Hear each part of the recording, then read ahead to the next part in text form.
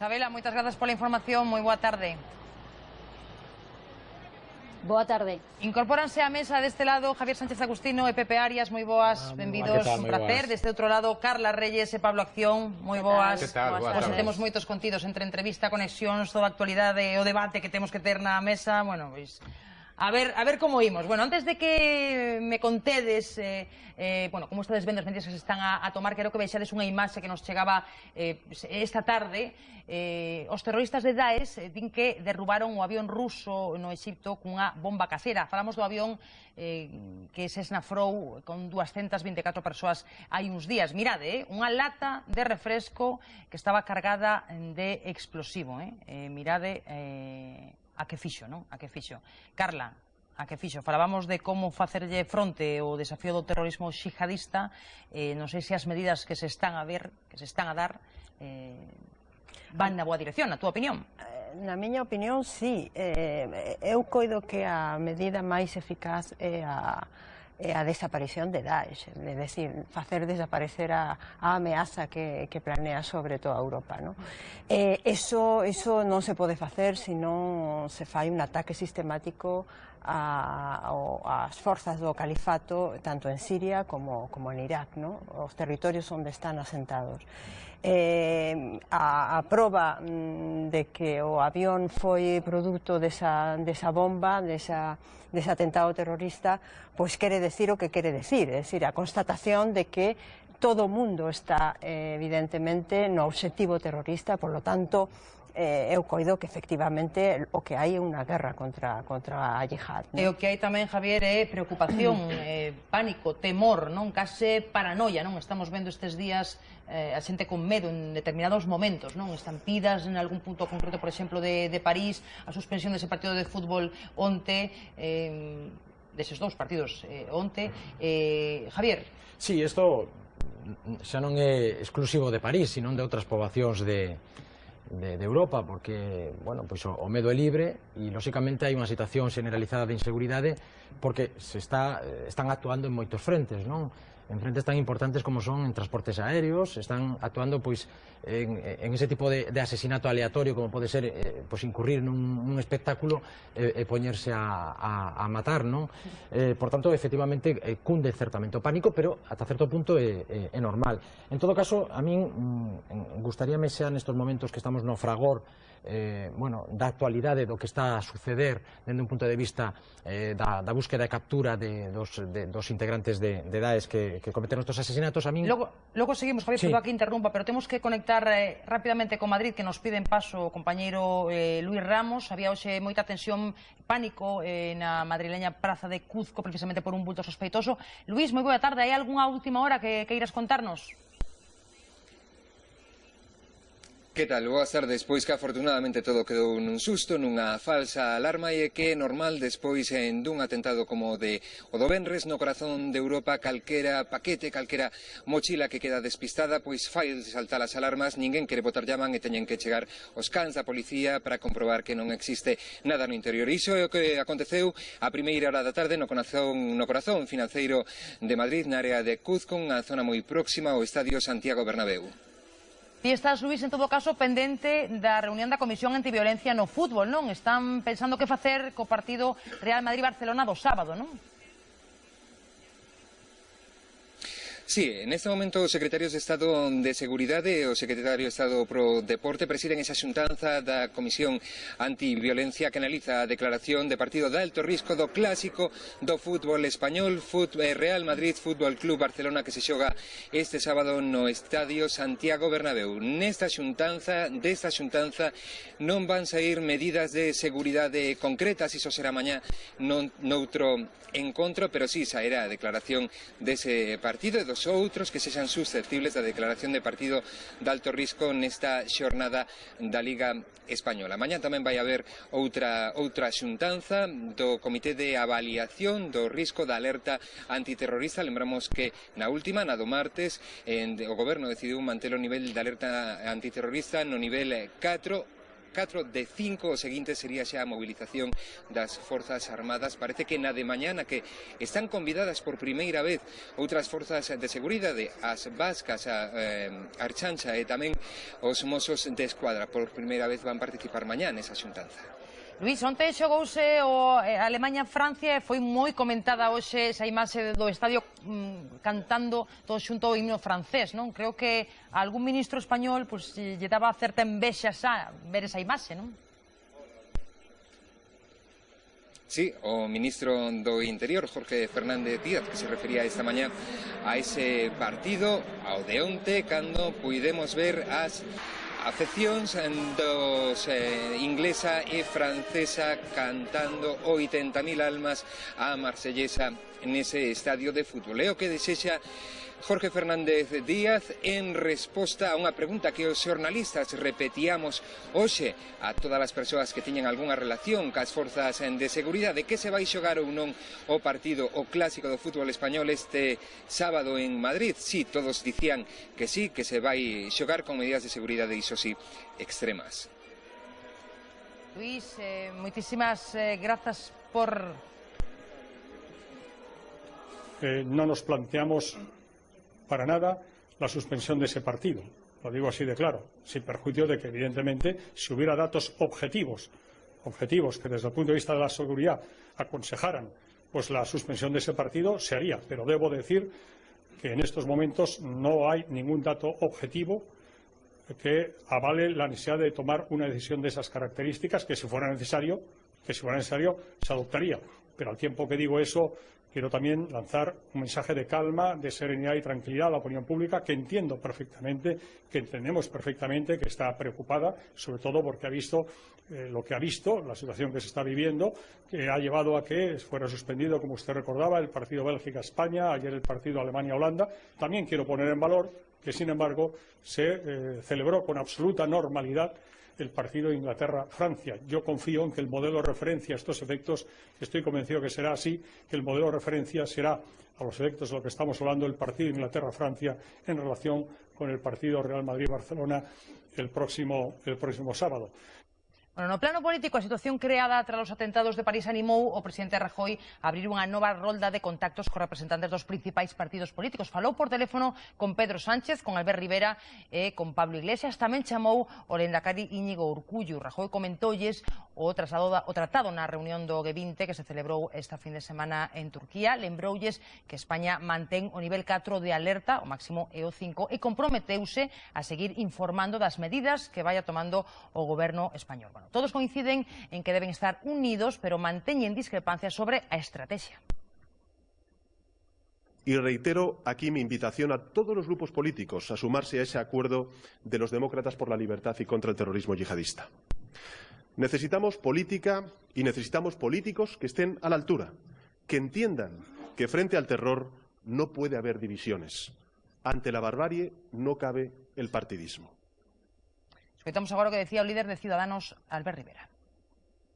Yo invitaría a otros partidos que en vez de hacer titulares y eslogans se pongan al lado de España y de los españoles a trabajar. Que esto no va de eslogans, esto va de llegar a acuerdos de Estado, de defender los intereses comunes en Europa y en España, ¿no? Así que yo, en ese sentido, al margen de las discrepancias políticas y de la campaña en la que estamos prácticamente inmersos ya, y que lógicamente, legítimamente, cada uno defiende su programa, como a mí me gustaría también, si algún día fuera presidente, poder contar con los líderes de la oposición o de otros partidos. Me parece algo normal. E palabras tamén do líder de Podemos, de Pablo Iglesias. Creo que ahora sobran las etiquetas. Creo que algunos hablan mucho de pacto sin que se reúna nadie. Digo yo que lo que habrá que hacer es reunirse. Nosotros decimos, vamos a reunirnos todas las fuerzas políticas y vamos a poner soluciones encima de la mesa. Yo escucho algunas que no me convencen. Cuando escucho a Albert Rivera decir que hay que mandar tropas a Siria, pues me da la impresión de que vuelve el discurso de Aznar y vuelve el discurso de George Bush. Eso no me parece una solución. Reflexións na mesa sobre as valoracións dos políticos españois. Pepe Arias. Sí, a ver, eu penso que, bueno, coincido basicamente co que acaba de comentar Pablo Iglesias, sobre todo por unha cuestión bastante obvia, non? Que os protagonistas dos atentados que vimos en París non son nin tan sequera sirios, quero dicir, non son persoas nin comandos que veñan de Siria, non? Eu penso que esa é unha primeira cuestión que hai que analizar, non? Que unha violencia que se está a desenvolver dentro do propio Occidente, non? Despois, eu penso que o que hai que facer unha reflexión seria en relación á financiación destes grupos, non? Unha parte da financiación ven polos secuestros express, non? Que todos e todas coñecemos, pero hai outra parte que ven de precisamente camións que cruzan a fronteira permanentemente con Turquía e dos jeques saudís, que é un estado que se pon de perfil en relación a estes temas, non? Eu penso que o armamento se consigue no mercado negro e armamento que fabrican os estados, quero dicir, a fabricación casera, eu penso que para derribar un avión é bastante complicada. E eu penso que nese sentido durante os últimos meses vimos un fronte aberto en contra da Siria de Al-Assad e que se frenou precisamente ca intervención de Rusia, que sí que mantivo unha posición diferente, non? Pero en relación a esa cuestión, Turquía precisamente moitos dos ataques que fixo en contra das posicións do ISIS caeron en contra dos turcos, que son precisamente unha das milicias armadas que ten un conflicto aberto co Estado Islámico. Pablo.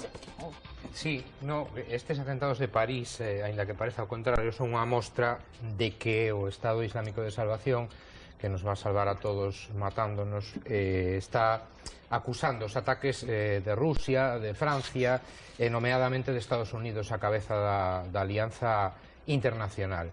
Están acusando seriamente, estou de acordo con Pepe en que hai que facer, a primeira cousa, estou de acordo con Pepe en que hai que estrangular o financiamento do EIS, que provén do petróleo, dos secuestros, do que chaman eles impostos tamén, desas supostas doazóns de particulares que en realidade son cartos que chegan directamente desde Arabia Saudí, que propicia ese financiamento por o cisma que hai no Islán entre sunitas e chiitas, Arabia Saudí sunita, Irán chiita á cabeza. E a segunda cuestión é que directamente hai que arrasar todas as posicións do EIS sen contemplacións, arrasalas e probablemente faga falta unha campaña terrestre. Xa por último, dicir que en Bélxica a boas horas mangas verdes, porque realmente é un país que estivo durante anos acollendo a terroristas, entre eles etarras, no que é nomeadamente doado mercar un arma, un Kalashnikov por 3.000 ou 6.000 euros o tes na casa. Bueno, pero volvendo á política española, Javier, Carla, pido vos tamén os demais opinións moi breves. Está actuando ben o goberno Rajoy? A min pareceme que Francia está a ser un exemplo en materia de cohesión política en canto a como enfrentar o asunto, é dicir, hai unha cohesión política e unha cohesión tamén da ciudadanía que está plenamente convencida de que se hai que renunciar a certos dereitos en materia de liberdade, hai que facelo. Que vexa, verdad, Carlos? Absolutamente, claro, por eso digo que están a dar un exemplo.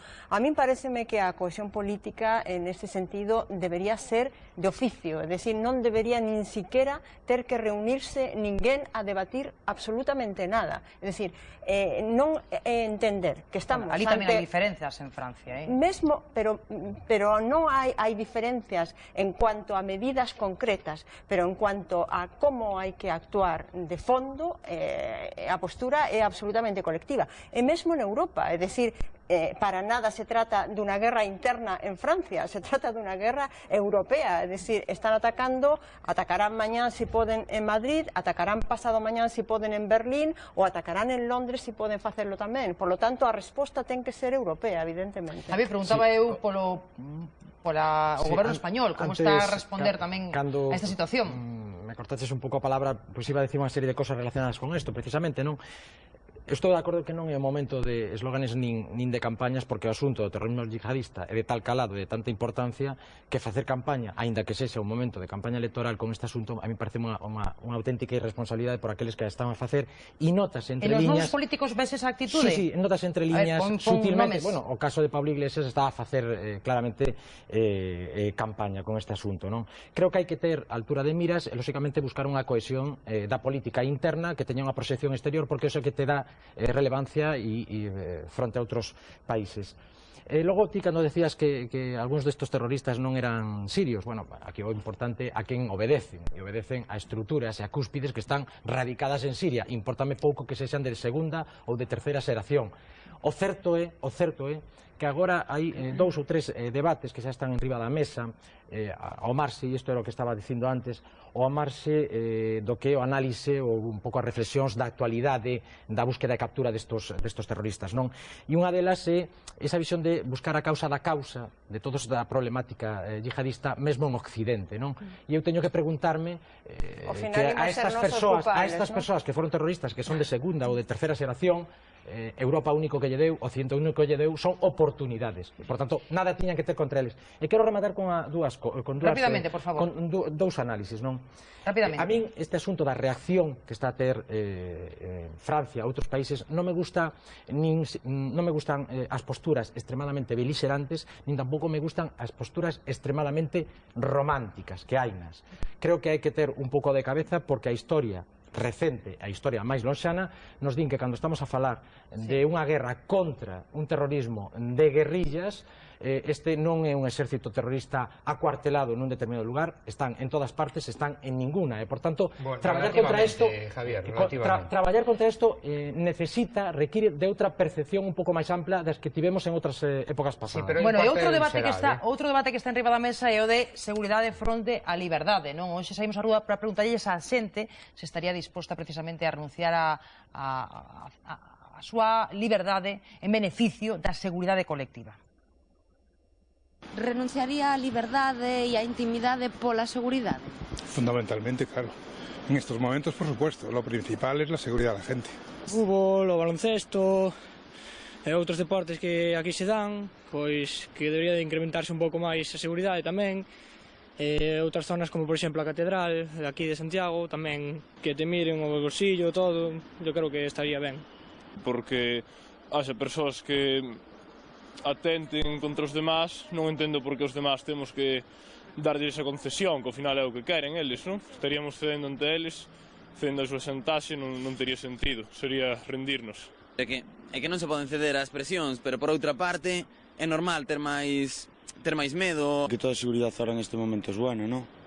Porque así precaves cualquier historia que pode pasar e gente inocente pues tenga que sufrir. Eu creo que deberíamos ter libertad e salir á calle tranquilamente. Non vai haber menos atentados por máis seguridade realmente. O que é que achacar o problema de raíz, vamos, o sea, hai que mirar por que naceu ISIS, quen está controlando eso, quen lle financia as armas. Penso que se deberían tomar máis medidas de seguridade, en plan, pero non sin renunciar aos nosos dereitos de liberdade.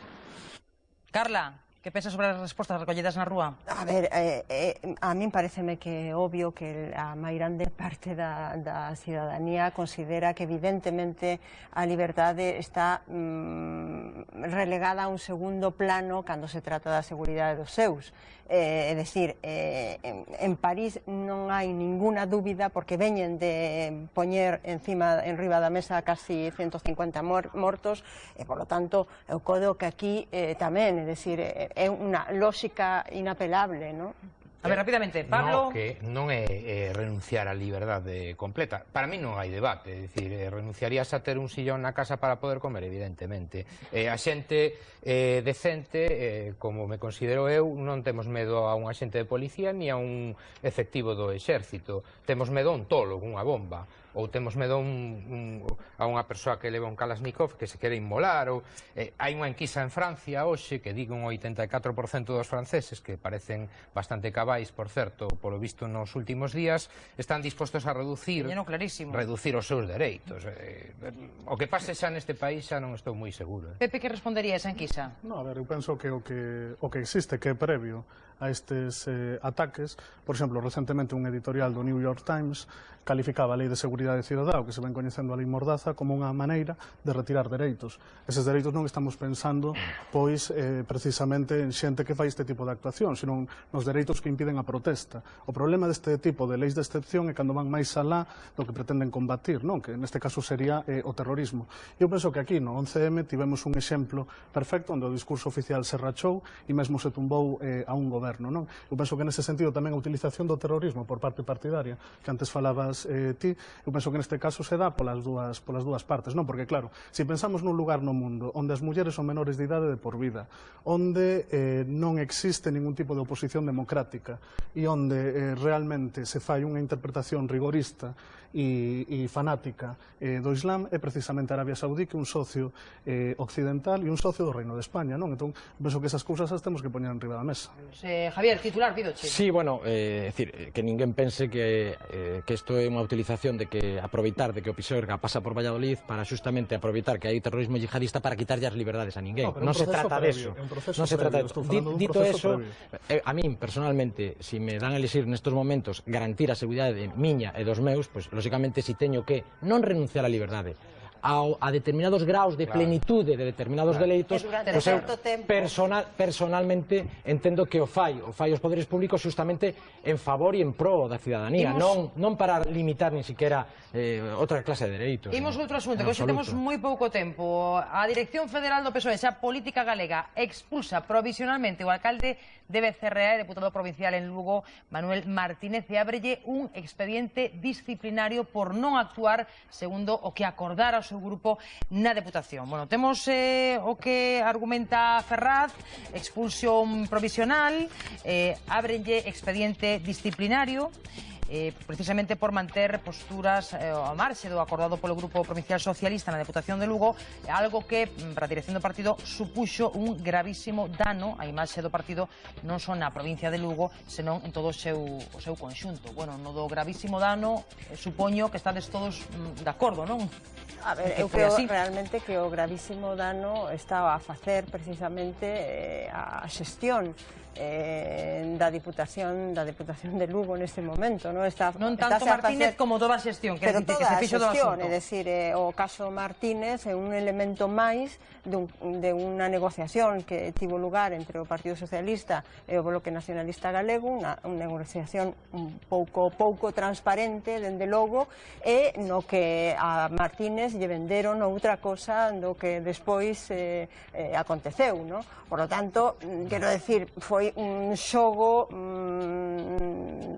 de calidade política mellorable. Non estamos de acordo no PSDG, precisamente, porque, bueno, non é o alcalde, insisto, só de Becerreá, é o alcalde de Castroverde, é o alcalde de Navia de Suarne, é o alcalde de Burela. Imos lembrar cousas que dicía o alcalde de Castroverde, logo sigues. Seguramente lle terán que abrir un expediente tamén, non? A outros alcaldes. Logo falamos, efectivamente, de outros alcaldes, pero o de Castroverde volvía a mostrar nas últimas horas o seu apoio a Manuel Martínez.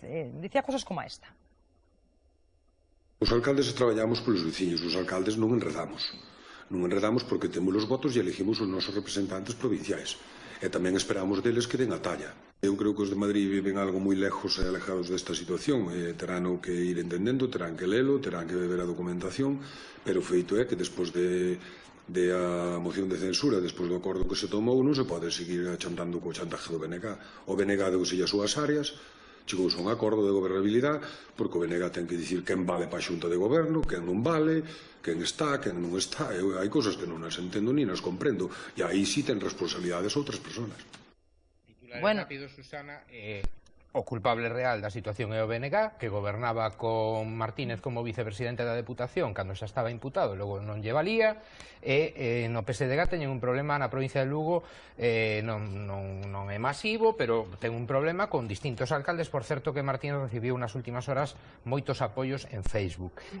Chama despois, xa remato con isto, atención, os tempos do propio señor Martínez. Xa o fixera anteriormente, cando fora expedientado, que retrasou a súa comparecencia, e agora di que comparecerá ante os xornalistas, pero probablemente di, despois da ponte da Constitución. Claro, ten que estudar tamén o expediente, presentar as súas alegacións e despois xa comparecer ante os medios. Non hai maneira de que veña a área pública, non será porque non o convidemos. Ollo, Susana, porque o próximo martes hai pleno.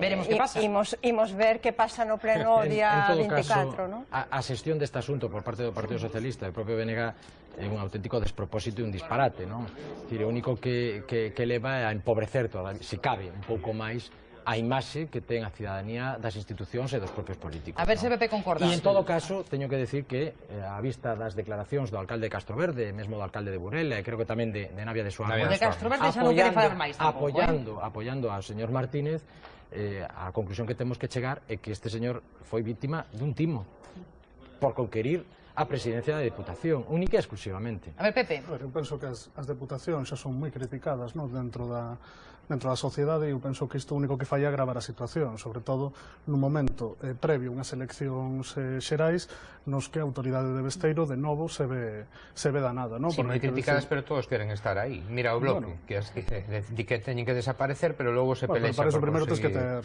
o goberno do Estado e tens que facer unha serie de modificacións que dende logo nin o PP nin o PSOE fixeron. Poden estar e loitar polo poder. Esperpentos como estes van na dirección da desaparición das deputacións, ou polo menos daqueles que pregonan a desaparición das deputacións. Ainda que se decidan indirectamente, que eu prefiro o modelo vasco, onde se votan directamente as deputacións, se o PSD e o BNG están na deputación... Concordas con Manuel Baltar nesa idea, entón? Non, a ver, eu estou a favor do sufraxio, de que as institucións se elixan directamente. A ver que nos imos do tema. Outra das imaxes da xornada, a do exalcalde de Lugo, López Orozco, declarando de novo ante a xuíza Pilar de Lara. Neste caso, como imputado no caso Garañón, estivo 2 horas declarando e a saída dixo que respondeu a todas as preguntas que lle fixo a magistrada co ánimo, dicía el, de buscar a verdade, como sempre, non? Dicía Orozco, e que agarda, máis pronto que tarde, un auto que diga que é inocente. As preguntas que me formulou a señora xuíza, como sempre buscando a verdade, que é o máis importante de todo, e espero pois que convenceran as miñas respostas e que antes, moito antes que despois, pois teña un auto que diga que son inocente, que é como son, inocente. A ver, por que rides por aquí, Carla e Pablo, que estades pensando? É normal que responda ás preguntas da xuíza, eso é evidente, non? Pode negarse, que é un dereito constitucional, negarse a respostar. Non ten nada máis que decir. Dá sensación de que neste caso... A acusación non contestou, Dá sensación de que neste caso, máis que prudente, o ex-alcalde de Lugo daba a sensación de medo, de ter medo. Dicir, comparen esta reacción ás portas do xulgado coa que tivo, por exemplo, en diversas comparecencias que tivo polo caso Pokémon, nas que criticaba abertamente a Suiza, decía que era moi injusticia. Aquí 3 ou 4 veces di a señora Suiza, a ver que pensa a señora Suiza. É un cambio de atitude. Incluso agardo que lle convenzan as miñas respostas. En fin, en segundo lugar, ese remato que se está a xulgar aquí é un tema grave, é dicir, é autorización para construir 2 torres no pulmón verde máis importante probablemente de Lugo. É dicir, quen lle deu a licencia, quen autorizou, non se sabe. Se Besteiro recibiu cartos ou non, que tamén está imputado a cambio para o seu piso, para mercar o seu piso. O grave é que están imputados ambos os dous, non? Precisa o que agora o secretario xeral do Partido Socialista, que entonces era concelleiro de López Orozco, non? Por lo tanto, esa é a gravedade, tamén desde o punto de vista político. Precisamente, a defensa de Gómez Besteiro denuncia falta de competencia da xuíza Pilar de Lara para levar a cabo esa investigación sobre as torres do Garañón, non? O caso no que está imputado. Bueno, din os letrados do secretario xeral do PSDG que a magistrada non é competente para levar esa causa porque esas cuestións xa foron investigadas e xa foron arquivadas e que ela se tiña que ter inhibido, non? E que tamén reabriu o caso sen ningún dato novo. Y entendemos que no lo es por muchos motivos, pero el primero y principal porque las cuestiones que está investigando ya fueron investigados por juzgados anteriormente, que lo archivaron y entonces lo ha reabierto sin ningún nuevo dato y sin inhibirse en favor precisamente de los juzgados que antes lo habían investigado. Pidolle titular o letrado da mesa. Bueno, creo que titular o dixo o presidente do Tribunal Superior de Xustiza. Se creen que hai unha disfunción na atribución de competencia ou nas normas de reparto, pois xa se verá, pois lógicamente teñen dereito precisamente a plantexar todo este tipo de asuntos relacionados coa competencia como calquera outro. Levan 4 meses esperando que a xuíza responda ao recurso presentado, non sei se iso é normal. Non sei se é normal porque non controlo efectivamente os prazos, non sei se o presentaron fai 2, 3 ou 4 meses. En todo caso, é unha macrocausa e lógicamente nas macrocausas os prazos tenden a ser flexibles. Ti como abogado avalas esa estrategia da defensa de presentar constantemente recursos? Tan válida en dereito como calquera outra, é dicir, é un instrumento para apartar unha xuíza que a mellor neste caso, dende un punto de vista xa non xurídico, senón político ou estético, ten unha mala estética, porque parece que aquel que quera apartar unha determinada xuíza parece que está evadíndose un pouco de dar a coñecer aquelo polo que loita, que justamente pola verdade que decía o señor Orozco, non? En todo caso, coincido contigo en que Orozco xa non é tan vehemente como en outras comparecencias a propósito de outros asuntos nos que estaba sendo investigado, pero eu non lle notei medo, noteille certa sorna, certa ironía e certa autocomplacencia, non? É dicir, un pouco como tomándose un pouco a chacota xa aos propios tribunais, o cal nun Estado de Dereito é un pouco irresponsable do meu punto de vista, non? É certo que é chamativo, Susana, que o abogado emprega o mesmo procedimento, como se titula un medio escrito en Galicia, que afastou a Garzón do caso dos crimes do franquismo. É curioso, non? Lembren aquela denuncia de Manos Limpias despois da Asociación Libertad e Identidad e de Falange Española de las Jons. Que máis lle dá un suiz ou outro? É dicir, que a verdade é que poñer en solfa a unha suiza cando están a decir que les están contando a verdade e que non teñen ningún tipo de responsabilidade criminal neste asunto, pois que máis lle dá contarlo a Suiza de Lara ou contarlo a outro suiz. Bueno, outra noticia en materia xudicial, a operación Cátedra relacionada cunha presunta estafa en cursos de formación, practicáronse 11 detencións, entre elas a do exalcalde de Santa Comba, Antonio Landeira, do Partido Popular, que quedou en liberdade. Bueno, os investigadores creen que se pediron subvencións para cursos de formación que logo non se fixeron, aínda que sí se percibiron esas achegas. Bueno, no plano político, preguntabanlle hoxe o voceiro do PPDG, a Miguel Tellado, dicía isto. O exalcalde de Santa Comba nestes momentos non ostenta ningunha responsabilidade dende hai máis dun ano no Partido Popular de Galicia. Nós temos un código ético e dende logo aplicaremos ese código ético en canto teñamos información disponible, non? De momento non hai, así que prudencia, obviamente. Cautela, prudencia, como en casos semellantes sempre dicimos.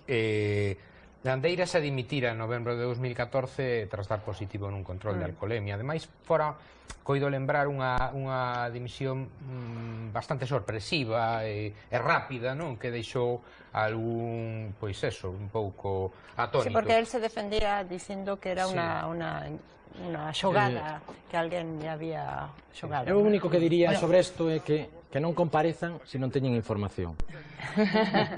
Bueno, ás veces é que se lles pregunta, non? E teñen que decir... Porque xa é un recurso demasiado manido por parte de moitos partidos. A ver se che vai tocar. Cando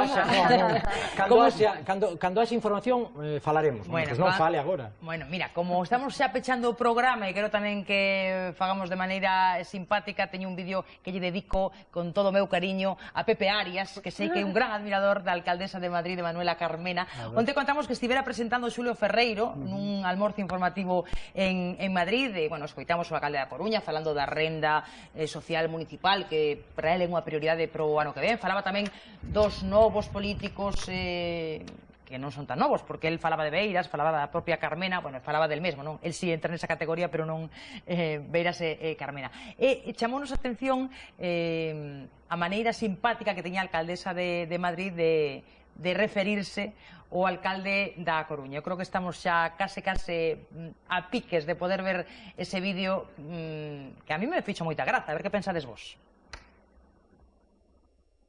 Yo voy a hacer una presentación de una persona que conozco poco.